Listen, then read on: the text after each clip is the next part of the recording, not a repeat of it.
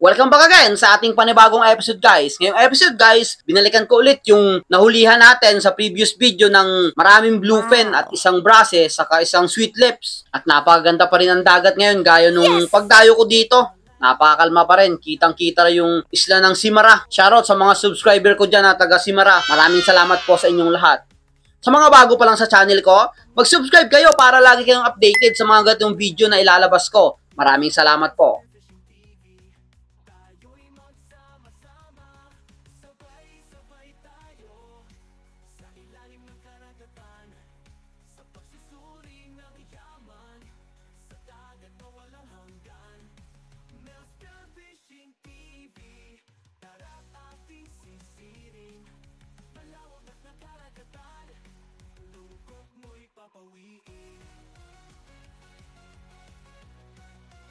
At ready na tayo, kaya let's go! So dun pa rin ako guys, pupunta dun sa Pangpang, dun sa nahulihan ko ng mga bluefin sa mababaw lang na area.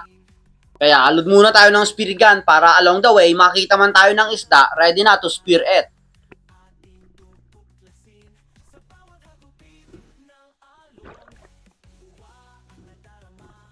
And spear gun loaded. Let's go!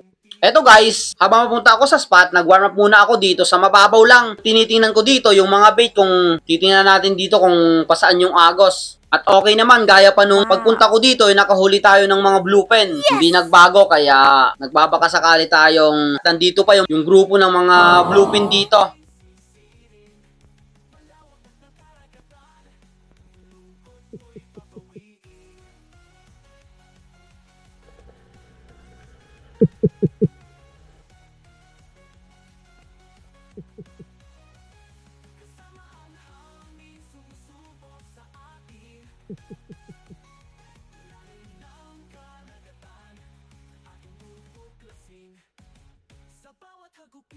Since dito sa warm up, wala namang nagpapakitang isda, kaya angat muna tayo. Since wala tayong hasang dito gaya ng mga isda. At pagkadating ko nga dito sa spot guys, na kung saan nagpe-prepare na akong mag-dive, eto ang nagpakita sa akin, ang daming rainbow runner. Nahirapan pa ako ditong pumili kasi naghahanap ako ng mas malaki.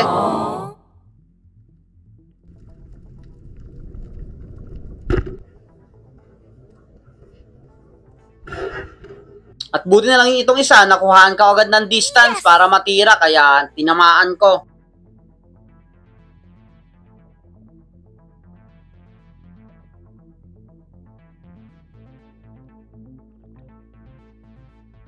Ito yung naging unang isda natin ngayong araw na ito. Isang rainbow runner. Isa rin ito sa napakasarap na isda. Salmon ito kung tawagin dito sa Banton.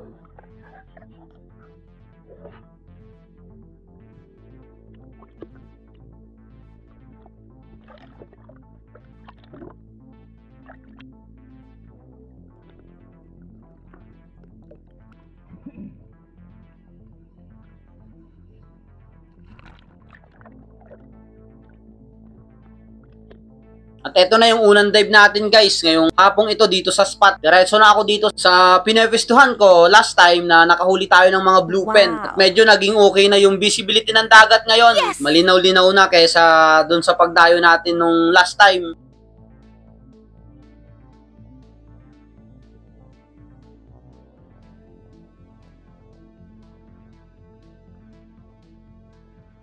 At eto nga, hindi ako nakakatagal guys. Pinakitaan kagad ako ng bluefin at napakalaking bluefin ito. Kaya nga lang, nalit yung pagkatutok ng pana ko kaya nakalayo kagad. Sayang, napakalaki na sana.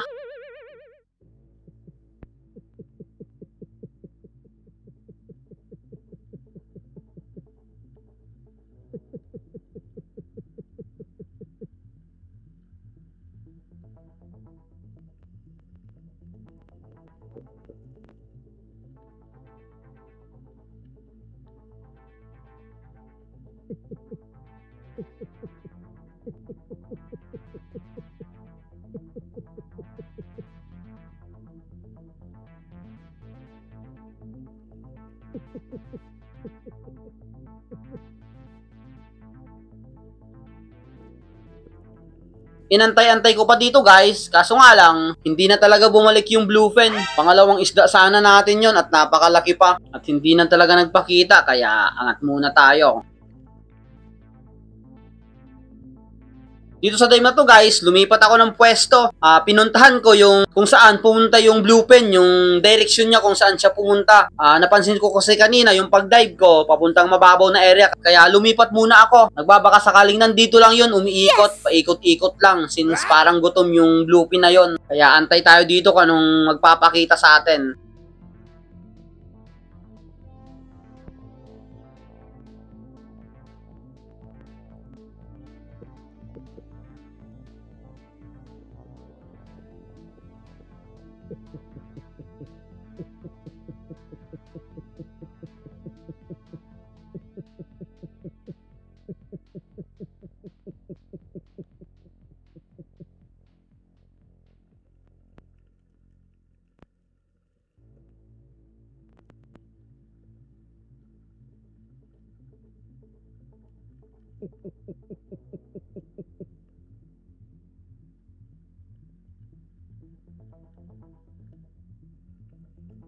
Ilang segundo pang lumipas guys, eto may talakitok na lumapit sa akin. Kaso nga lang, yung pana ko is hindi sa direction na pinuntahan niya. Kaya pag liko ko ng pana ko, nakalayo na yung blue pen. Sayang. Kaya angat muna tayo.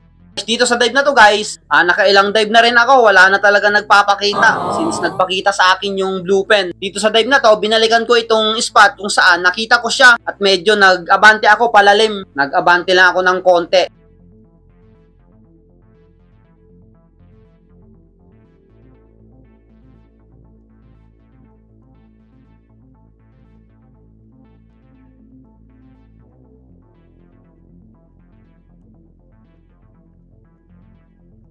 Kaya antay-antay tayo dito kung anong magpapakita sa akin. So ganun pa rin yung ginagawa ko dito guys. Nag-granting pa rin ako, nagpipiss call para ma-attract yung mga blue pen or mga mamsa man kung merong nakapaligid sa malalim na part.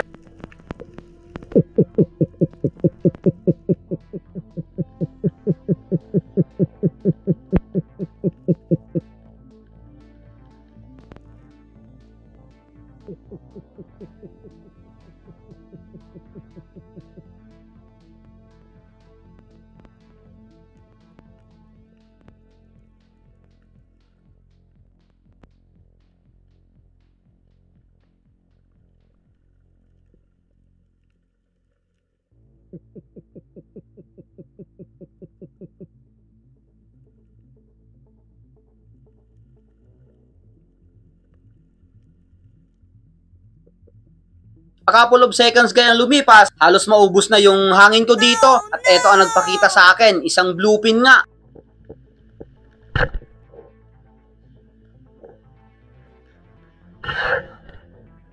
At napakalaking blue pen at napakaganda yung patama.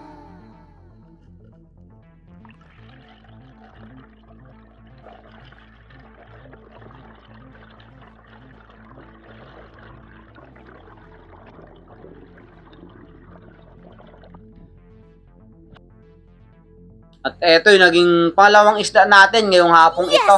Grabe yung tama guys. Tingnan nyo naman yung tagos ng shop. Halos mapunit na yung pisngi ng isdang ito. Sa sobrang galaw kasi pag binapana itong mga blue pen. 3.5 kg on scale. Ayos na rin. Nakadalawang piraso na tayo at sama muna natin to sa stringer. Dinalagay ko lang ito sa bewang ko kung hindi pa mabigat yung isda. Makalipas ang isang oras guys, wala na talagang nagpakita dun sa pagkahuli ko nung isang blue pen. Halos padilim na rin ito, patakip silim na. Kung mapapansin nyo sa mga previous dive ko, etong pwestong to is yung sa unhan na ito, kung mapapansin nyo yung bato is nandyan yung mga unicorn. At dito natin nahuli yung sweet lips. Kung matatandaan nyo sa previous video natin. Ganun pa rin as usual, granting pa rin ang ginagawa ko pag nag-aantay ng isda.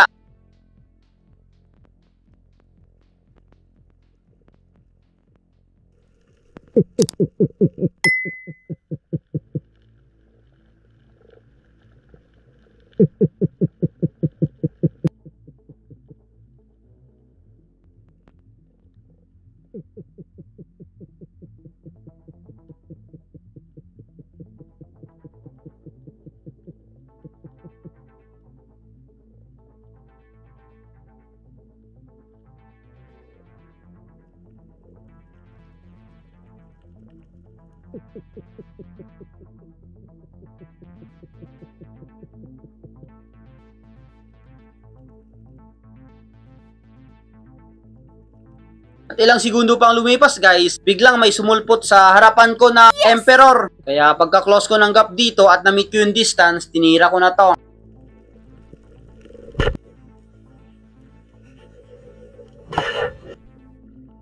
At eto na guys, yung panghuling isda natin ngayong hapong ito. Nakatatlong piraso lang tayo sa dive na ito. Since nag-dive pa naman ako pagkatapos mahuli itong Emperor na to, kaso nga lang, wala na talagang nagpakita.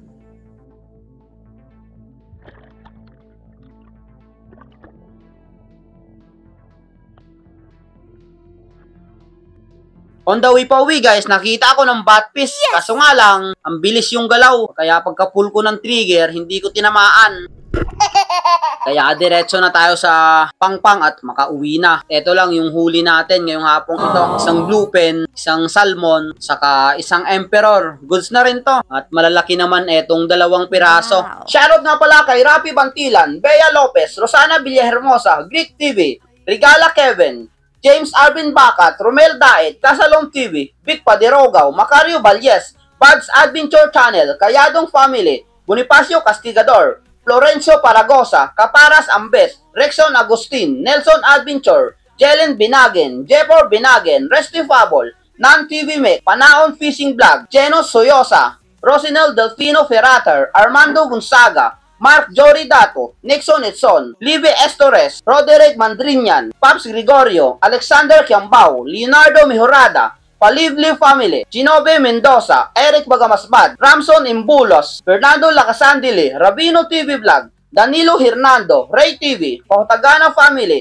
Buhay Provincia Vlog, Kafana TV, Aldrin Enzo, Virgilio Estoya, Hermalo Family, Warren Abak, Brooks Vlog, Mayo Loads TV, Infinite Outdoor Quest, Rolly Hawks for Fishing, I Am Cell, Sundalong Sphero, Adrian Saulog, Gay Marlo Siranyas, Shane Micaela, Roland Awitin, Arvin Caballero, Tatay Indong, Ronald Gregorio, Jet Duke Lover, Wilbert Falo, Magnaye Family, John Vincent Eliagas, Aldrin Arellano, Johnny Heisten, Bellamore Family, Sige Survival PA, Reson Rubilio, Dennis De La Cruz, JM, Jene, Niel Dion, Longba Adventure, Dario Nier, Pancho Pantino, Eric Jimenez, Shane Jimena, Bagamasbad, Glenn Olaso, Pablo Alaw, Giovanni Balyarian. Maraming salamat po sa inyong lahat.